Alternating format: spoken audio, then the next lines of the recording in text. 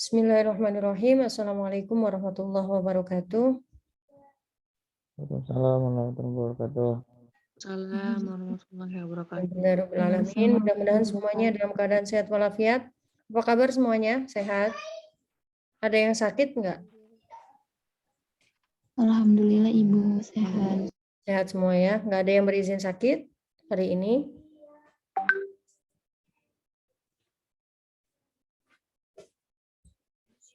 Oke, baik. Ini Ibu sambil kita menunggu teman-teman yang lainnya untuk masuk, tapi karena ini jamnya sudah tepat ya, jam 18.30 sebagaimana yang kita sepakati, kita mulai saja perkuliahan ini dengan membaca Al-Basmalah. Bismillahirrahmanirrahim. Dan selanjutnya untuk teman-teman apakah sudah semuanya mengisi absen? Untuk yang kemarin hari Rabu sudah diisi absensinya? Sudah Ibu. Oke. Kita screenshot dulu ya untuk kehadiran di awal, nanti kita screenshot lagi. Silakan on cam semuanya, karena kalau yang tidak on cam Ibu tidak akan hitung untuk kehadirannya ya. Ini adalah pertemuan terakhir sebenarnya untuk tatap muka ya, karena setelah ini ada pembelajaran asinkronus dalam artian sebagaimana yang Ibu sudah sampaikan, kita akan melakukan kegiatan observasi dan kegiatan observasi ini dihitung dengan 2 kali pertemuan yang tersisa untuk mata kuliah pendidikan anak dalam Islam. Nah, nanti Ibu nggak tahu, belum ada update info ini dari teman-teman apakah sudah melakukan observasi atau belum, karena sebenarnya arahannya kan sudah beberapa waktu yang lalu ya. Jadi Ibu masih menunggu updating infonya untuk pelaksanaan observasi. Kita akan melaksanakan case-based project ya untuk pendidikan anak dalam Islam. Takut waktunya tidak sampai karena UAS itu kita di pertengahan Juni, maka dipersiapkan dari sekarang. Yang belum membuat suratnya silahkan diajukan surat observasinya dan silahkan segera membuat perencanaan. Nah, hari ini kita akan membahas tentang prinsip pembelajaran dalam Islam. Jadi di dalam Islam itu sebagaimana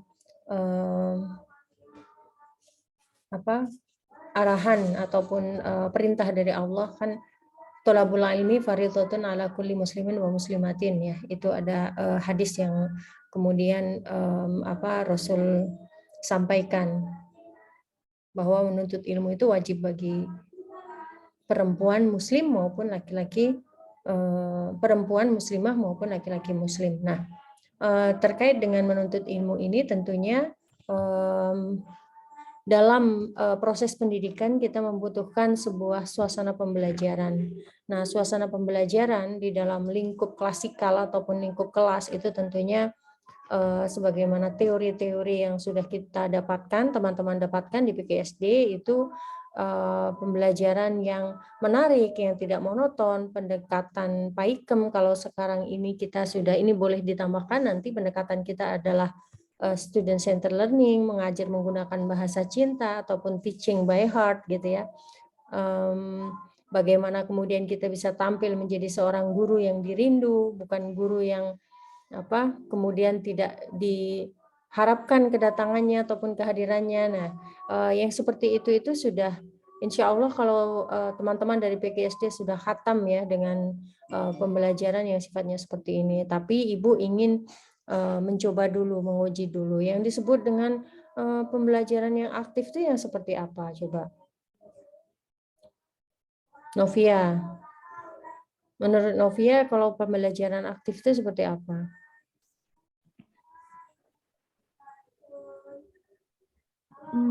Menurut saya, pembelajaran aktif itu berarti antara guru dan siswa ada komunikasi, Bu. Ada komunikasi. Tidak pasif gitu. Tidak pasif. Ya, Oke. ada komunikasi. komunikasi. Terus kemudian inovatif. Kalau yang disebut dengan pembelajaran inovatif, atau ada yang mau menambahkan untuk pembelajaran aktif selain dari komunikasi aktif antara guru dengan siswa ataupun peserta didik, apalagi namanya pembelajaran aktif? Pembelajaran yang Saya izin menambahkan, Bu. ya, mangga, Nizan. Pembelajaran yang aktif itu menurut saya, jadi guru itu melakukan sebuah diskusi kepada siswanya agar siswanya itu terlihat aktif, Kan masih banyak siswa yang kurang aktif atau masih pemalu, itu tugas seorang guru untuk mengaktifkan siswa agar terlihat berani dalam bertanya, berani dalam menjawab pertanyaan gitu. Maksud saya, Bu. Oke, pembelajaran yang juga melibatkan peserta didik ya dalam kegiatan pembelajaran. Jadi bukan hanya masalah komunikasi, ini ditambahkan artinya mengajak diskusi, melibatkan dia dalam misalnya dalam sebuah kegiatan gitu ya, misalnya suruh maju ke depan, diminta untuk menjawab pertanyaan gitu ya, memberikan stimulus-stimulus, memberikan pertanyaan yang bisa memancing keaktifan dari peserta didik gitu ya. Misalnya seperti dalam suasana setelah Lebaran gitu kan, bisa ditanya anak-anak gitu. Kemarin Lebaran apa saja, kemana saja gitu, silaturahimnya kemana, kemudian kesan apa yang didapatkan. Nah itu kan bisa menarik kita untuk peserta didik itu menjadi aktif berbicara, menyampaikan pendapatnya. Kemudian inovatif. Nah inovatif ini kalau menurut Elma gimana? Inovatif itu yang seperti apa nih? Singkat saja, nggak perlu terlalu panjang kok. Inovatif. Inovatif itu kita sebagai Iya. Inovatif itu kita sebagai guru membuat suasana belajar yang inovatif, misalnya menggunakan medianya dibuat seinovatif mungkin agar siswa tertarik kepada pembelajaran dan membuat belajarnya nyaman. Seperti itu, Bu. Oke, inovatif, melakukan inovasi, melakukan pembaruan baik dalam metode mengajar, baik juga dalam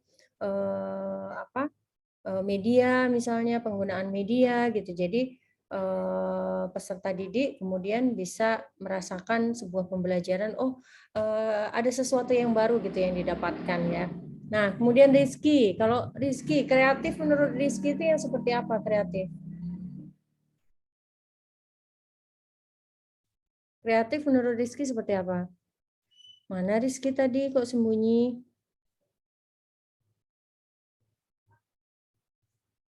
Oke, Iqbal. Ya, Bu, ada. Mohon maaf, barusan suara ibunya putus-putus, Bu, di sini. Oke, mangga. Rizky.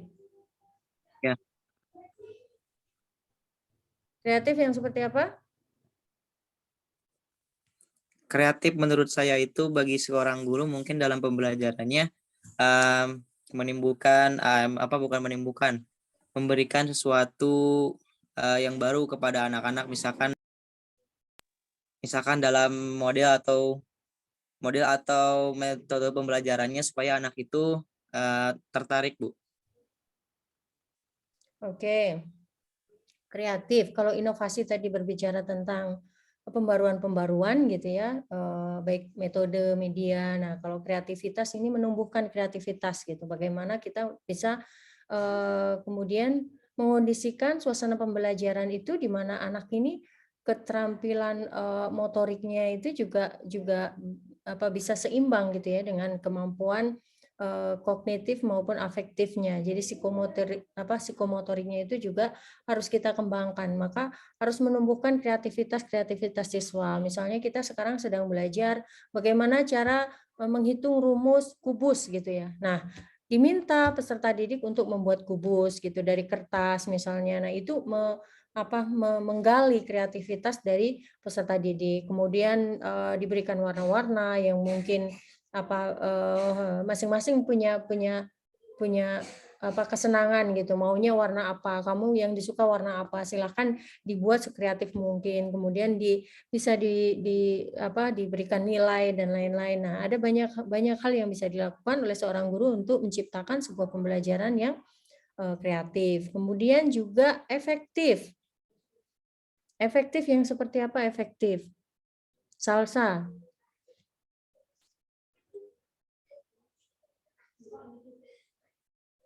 Salsa. Iya, Ibu. Ya, efektif yang seperti apa, Neng? Efektif itu proses belajar yang mudah dan menyenangkan gitu, Bu. Gitu. Dan Menyenangkan pembelajaran nanti yang ada disesuaikan. sendiri, menyenangkan ada sendiri. Coba kalau yang efektif yang seperti apa? Yang efektif, Mm-mm. pembelajaran proses pembelajaran yang dilaksanakan sesuai dengan yang diharapkan oleh guru. Seperti itu, Bu. Oke, ada yang mau menambahkan? Atau Bu, saya Bu, Yo, mangga. Yasmin ya? pembelajaran efektif itu bisa aura Bu. Aura guru Iya. gitu. Auranya gurunya jangan Pembelajaran ikut efektif. gitu ya. Oh, itu pembelajaran yang efektif. Yang jadi aura. Jadi efektivitas itu berbicara Ya. tentang aura. Aura gurunya bagaimana? Sedang marah gitu auranya, atau sedang mood, atau sedang insecure gitu. Iqbal, kira-kira gimana efektif? Tambahkan. Pembelajaran efektif yang menurut saya tuh Ya. mungkin dari kualitas pembelajarannya atau tingkat pembelajarannya yang memadai. Terus udah gitu alokasi waktu dalam pembelajarannya, Bu. Nah, oke.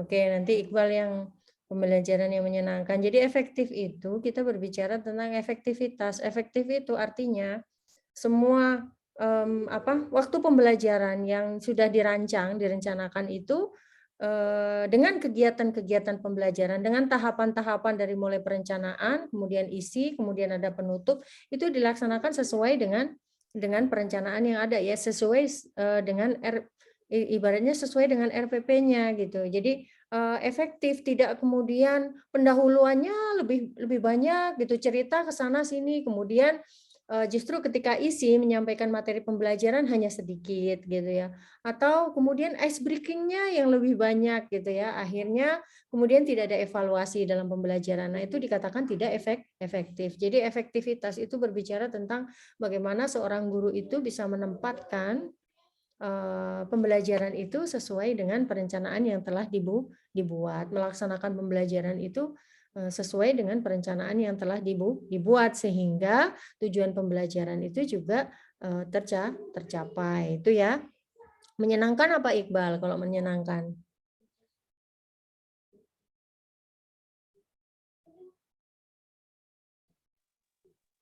Iqbal, menyenangkan gimana? Itu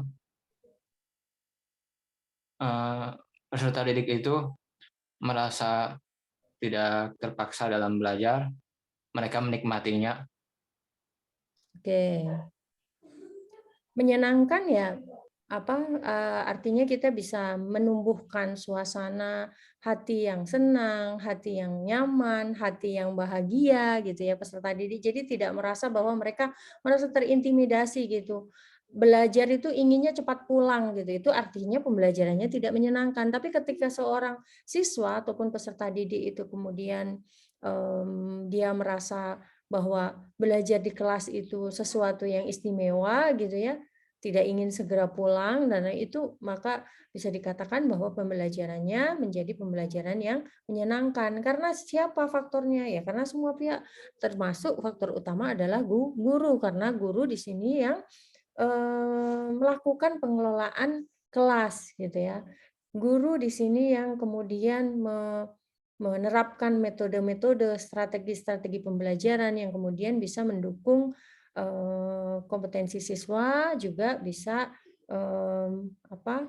menumbuhkan kreativitas tadi, juga kemudian bisa meningkatkan kemampuan kognisi siswa. Jadi siswa tidak hanya mendapatkan hanya sekedar ilmu, tapi semuanya itu didapatkan. Afeksinya juga ada karakter di sana. Kemudian ada ilmu pengetahuannya di sana bertambah lagi gitu. Kemudian keterampilannya juga bertambah lagi. Jadi seimbang gitu ya, tidak hanya yang dikejar kemudian hanya kognitif saja, tapi kemudian psikomotorik dilupakan. Nah itu nanti akan timpang gitu ya. Atau hanya dikejar psikomotorik saja, tapi afektif dilupakan, itu juga sama, tidak akan ada ruhnya ataupun maknanya. Maka mengajar itu di dalam Islam itu artinya mengajar kemampuan siswa. Keluarga berperan menjadikan anak agar mampu berdikari ataupun qadirun alal kasbi itu artinya mandiri. Melatih kemampuan minat dan bakat yang dimiliki anak agar memiliki pekerjaan yang layak. Mendidik anak tidak bergantung kepada orang lain terutama untuk memenuhi kebutuhannya sehari-hari. Nah, kemandirian ini harus dilatih dari semenjak kecil, termasuk ketika teman-teman nanti akan jadi guru SD atau jadi orang tua di rumah, itu harus diatur bagaimana kemudian anak ini bisa datang ke sekolah tepat waktu misalnya gitu. Kemudian melaksanakan semua tugas dengan baik dan kalau seandainya kemudian dia membuang kotoran ataupun mau mengerjakan sesuatu, dia bisa mengerjakan itu sendiri, dia tidak bergantung kepada orang lain. Hal-hal kecil semacam ini, tapi kalau kemudian kita tumbuhkan dan menjadi kebiasaan yang baik gitu ya, menjadi sebuah pembiasaan, akhirnya menjadi sebuah kebiasaan yang baik, ini akan terbawa sampai dewasa. Karena sejatinya sebagaimana batu gitu ya kan, kalau ditetesin dengan air sedikit-sedikit kecil gitu, pengaruhnya seakan-akan tidak besar gitu, tapi ternyata ketika itu dilakukan setiap hari dan dalam durasi yang lama gitu, itu ternyata kemudian bisa menjadi lubang. Nah inilah yang dikatakan bahwa mengajar seorang peserta didik gitu ya, mengajar seorang peserta didik ataupun anak-anak kita di rumah itu membutuhkan kesabaran yang luar biasa. Jadi kesabaran itu kan tidak ada batasnya. Nah, itulah bagaimana kemudian orang tua maupun guru itu bisa bersabar terhadap kemampuan anak-anaknya. Kan terkadang kalau anak itu diajarin ngaji atau apa, banyak ngeluhnya, kadang sambil nangis, sambil apa. Nah, disitulah kesabaran orang tua diuji sebagaimana guru kemudian menghadapi anak didik ataupun peserta didik yang lelet banget gitu ya, belajarnya lama, kemudian memahaminya juga lama, misalnya menulisnya lama, membacanya lama. Nah, tapi disitulah pahalanya, disitulah kemudian kesabaran seorang guru itu diharapkan akan bisa menghasilkan anak yang justru unggul. Karena kita tidak pernah tahu, siapa tahu anak yang di sekolah itu kemudian lelet, terlihatnya ya lambat cara berpikirnya, kemudian sulit belajarnya, tapi ternyata dia dengan doa orang tuanya dan dengan doa gurunya gitu ya, dengan kesabaran orang tuanya dan kesabaran gurunya, ternyata di masa depan itu dia menjadi seorang pemimpin yang unggul gitu. Kita tidak pernah tahu seperti itu, maka menjadi seorang guru itu tidak pernah boleh berputus asa. Maka dalam Islam itu diajarkan bagaimana seorang guru itu mengajar dengan perumpamaan. Metode perumpamaan adalah metode pendidikan yang digunakan kepada peserta didik dengan cara memajukan berbagai perumpamaan gitu. Jadi agar materinya mudah dipahami. Misalnya kan kita mengambil sebuah perumpamaan ketika kita bercerita tentang manusia itu tidak boleh sombong karena di atas langit itu masih ada langit gitu. Bahkan di atasnya langit lagi masih ada langit lagi yang lebih tinggi. Nah, perumpamaan-perumpamaan seperti itu kemudian kita ceritakan bagaimana kisah Korun yang hartanya banyak gitu ya, sedemikian rupa kayanya tidak tertandingi tapi akhirnya kalah oleh Allah. Kesombongannya itu kemudian dihinakan oleh Allah hanya dengan sedetik saja kemudian hilang semuanya, tidak ada yang berarti lagi gitu. Maka perumpamaan-perumpamaan seperti ini memang diajarkan di dalam Islam untuk bisa menularkan sebuah makna pendidikan kepada peserta didik. Maka dikatakan dalam surat Az-Zumar, a'udzubillahi minasyaitonirrajim, walaqad dzarabna linnas fi hadzal Qur'an min kulli matsalin la'allahum yatadzakkarun. Jadi makanya di dalam Al-Qur'an itu banyak sekali perumpamaan bagaimana Allah memberikan perumpamaan tentang Firaun gitu ya, yang karena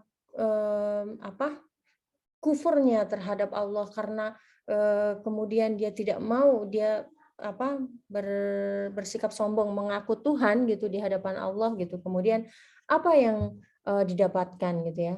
Tidak ada pengampunan, tidak ada ruang untuk kemudian dia bisa diampuni oleh Allah Subhanahu wa taala gitu. Nah, ini baru satu perumpamaan. Perumpamaan yang lain masih ada lagi. Bagaimana kita mendengar cerita tentang Nabi Nuh dengan kapalnya gitu ya, yang kemudian pada akhirnya walaupun seorang nabi tidak juga bisa menyelamatkan anaknya gitu, karena ternyata anaknya ini melanggar perintah Allah gitu. Jadi ini menjadi sebuah perumpamaan juga, walaupun kemudian kita dengan susah payah gitu ya mengajarkan pendidikan kepada anak-anak kita, tapi ketika mungkin bisa jadi kita melupakan doa-doa kita bahwa anak kita mudah-mudahan diberikan hidayah oleh Allah gitu. Nah, itu bisa jadi kemudian dia tidak menjadi ahlun dari kita gitu, bukan menjadi ahli kita, karena justru akan menjerumuskan kita ke dalam neraka, justru akan menjadi fitnah. Jadi banyak-banyak berdoa karena sebagai orang tua, sebagai guru itu doanya itu insya Allah mustajab. Ya. Al-Ajami menulis beberapa manfaat metode perumpamaan, diantaranya mengandung unsur yang menarik dan menyenangkan. Jadi bagaimana kemudian kita bisa mengemas cerita-cerita itu tadi dalam sebuah packaging yang bagus gitu ya. Misalnya anak disuruh maju ke depan, storytelling hari ini kita sedang belajar tentang bagaimana kemudian bersedekah itu memiliki manfaat yang luar biasa gitu ya untuk hidup kita. Nah, kemudian kita buat sebuah storytelling, anak-anak dibuat kelompoknya, ada bergantian maju ke depan, membuat cerita bagaimana kisah-kisah yang bagus gitu ya tentang manfaat dari bersedekah gitu ya misalnya seperti itu. Nah, pembelajaran dengan perumpamaan seperti ini biasanya lebih masuk ke anak-anak karena mereka tidak tidak merasa terpaksa untuk kemudian mendengarkan saja, tapi mereka juga ikut dilibatkan, memperjelas makna dengan mengaitkan sesuatu yang abstrak dengan sesuatu yang konkret. Jadi misalnya kita menyatakan sama anak-anak itu, oke, nggak boleh greedy, gitu ya, nggak boleh serakah. Nah, nggak boleh serakah. Mereka itu akan memahaminya masih abstrak. Serakah itu yang kayak gimana? Serakah itu yang seperti apa? Nah, baru kemudian kita ambil perumpamaan-perumpamaan, contoh-contoh di mana kemudian orang-orang yang serakah itu pada akhirnya tidak mendapatkan apa yang diinginkan gitu. Justru kehilangan sesuatu yang mahal karena dia tidak pernah puas gitu. Karena aslinya khuliqal insanu halua, idza masahu syarru jazua, wa idza masahul khairu manua gitu ya. Nah, di dalam ayat itu kemudian bisa menjadi sebuah perumpamaan, mendorong sikap positif, meninggalkan sikap negatif. Nah, dalam perumpamaan ada manfaat-manfaat yang bisa didapatkan seperti itu. Mengajar dengan pujian. Guru harus selalu menggunakan pujian. Kita mendengar, kita sudah tahu namanya ilmunya ada rewards and punishment gitu kan. Maka itu harus seimbang. Kalau murid kemudian melanggar dari kesepakatan yang sudah disepakati bersama, maka dia resikonya adalah dia harus mendapatkan hukuman dan dia tahu itu harus dia jalani gitu karena dia sudah melanggar kesepakatan yang sudah disepakati bersama-sama. Tapi kemudian ketika dia melakukan hal yang baik, ya dia juga berhak untuk dipuji gitu. Nah, memberikan pujian-pujian itu akan bisa meningkatkan harga diri, kemandirian, prestasi, minat untuk belajar gitu ya. Otonomi dia untuk belajar. Jadi pujian itu biasanya juga memberikan efek di mana anak ini kemudian punya kepercayaan diri yang tinggi. Oh, ternyata saya bisa gitu. Oh, ternyata hal ini baik dan ini betul gitu. Sehingga mendorong siswa lebih giat belajar. Mereka merasa bahwa ada apresiasi atas usaha mereka. Ya, kemudian ada menumbuhkan namanya fastabiqul khairat, artinya berlomba-lomba dalam kebaikan. Jadi persaingan yang sehat antar siswa untuk meningkatkan prestasi. Semata-mata seperti itu. Jadi kalau seandainya, nah ini sudah selesai ya, pas dengan azan Isya. Jadi mudah-mudahan bisa cukup dipahami. Yang pasti apa yang kita poin-poin utama yang ingin kita sampaikan hari ini ataupun yang ingin kita diskusikan adalah bahwa bagaimana kemudian di dalam Islam itu, kalau teman-teman mengenal juga bagaimana teori belajar dan pembelajaran, strategi pembelajaran yang bagus, maka itu juga sudah ada di dalam Islam gitu ya. Sudah ada bagaimana kemudian kita mengajarkan para siswa itu dengan cara memberikan keteladanan. Bagaimana kita mengajar siswa itu dengan cara humanis gitu ya, dengan pendekatan-pendekatan yang persuasif, yang tidak memaksakan. Bagaimana kita mengajarkan siswa itu bil hikmah wal mauidhah hasanah gitu kan, dengan kebijakan, dengan hikmah-hikmah yang baik, sehingga mereka bisa melihat itu sebagai sebuah pendidikan yang memang kemudian tidak dipaksakan gitu, tapi mereka itu melihat itu sebagai sesuatu yang itu ada getarannya gitu loh. Oh, ternyata seperti ini. Mereka melihat dan mereka bisa merasakan itu gitu. Bagaimana guru itu dari hati mengajarnya. Jadi bukan semata-mata karena kewajiban, tapi memang itu akan sampai gitu ilmunya. Itu akan bisa dirasakan ketika guru kemudian bad mood, terus yang jadi sasaran justru anak-anak gitu ya, marah-marah, nggak jelas gitu ya. Nah, itu akan memberikan tentunya aura yang negatif kalau kita tadi bicara tentang aura ya, aura yang negatif untuk peserta didik. Itu saja sampai sini ada pertanyaan yang mau disampaikan oleh teman-teman?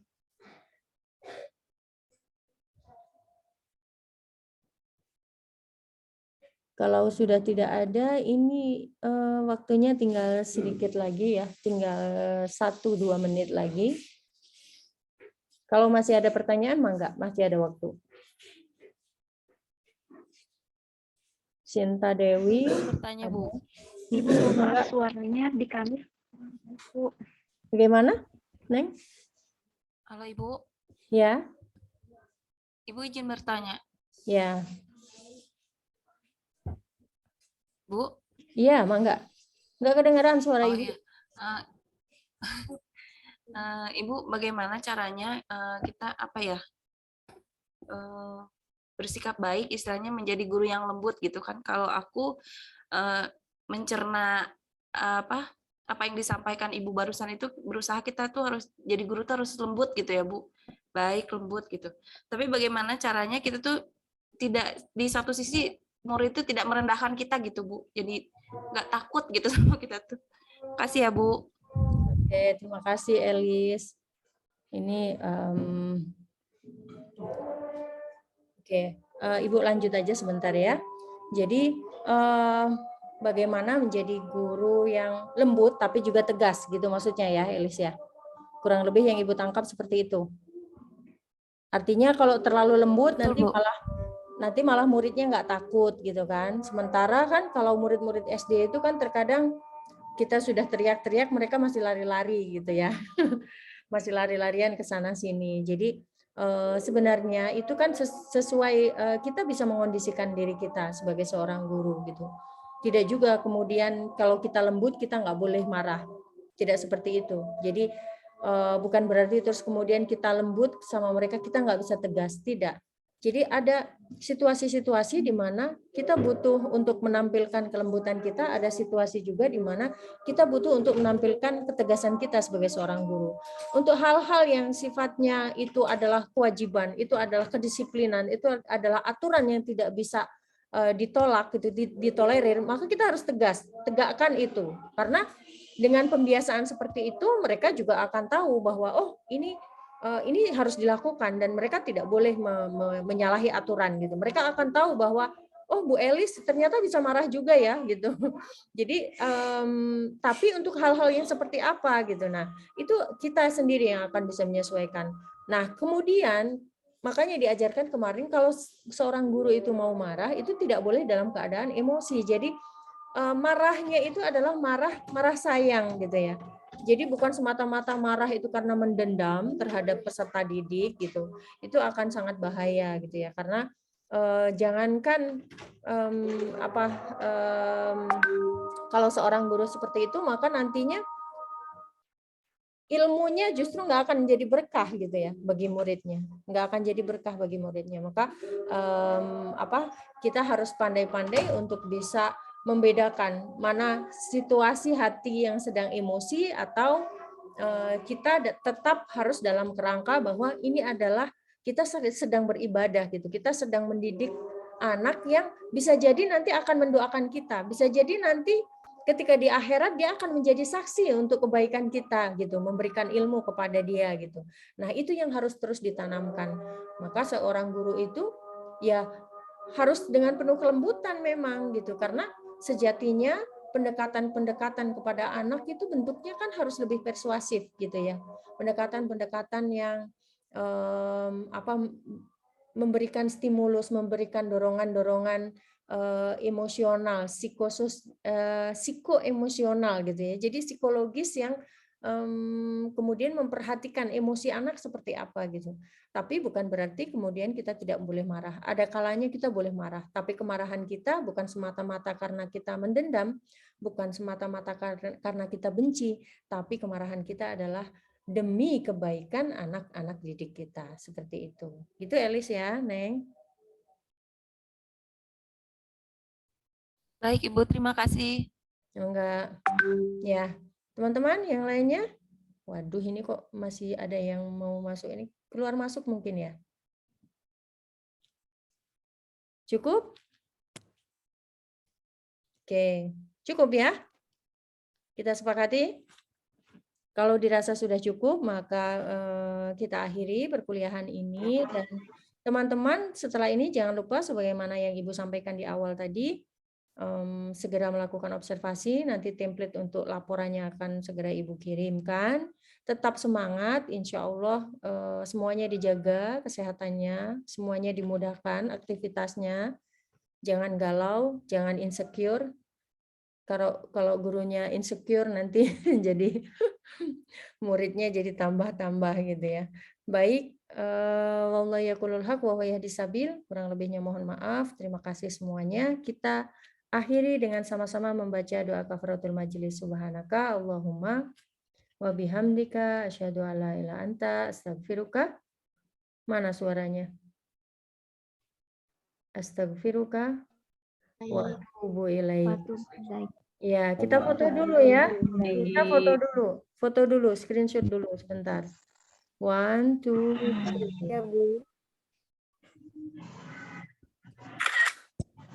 Oke, sebentar. Slide kedua. 1, 2, 3. Kok cantik-cantik kalau lagi screenshot ya? Langsung senyum semua.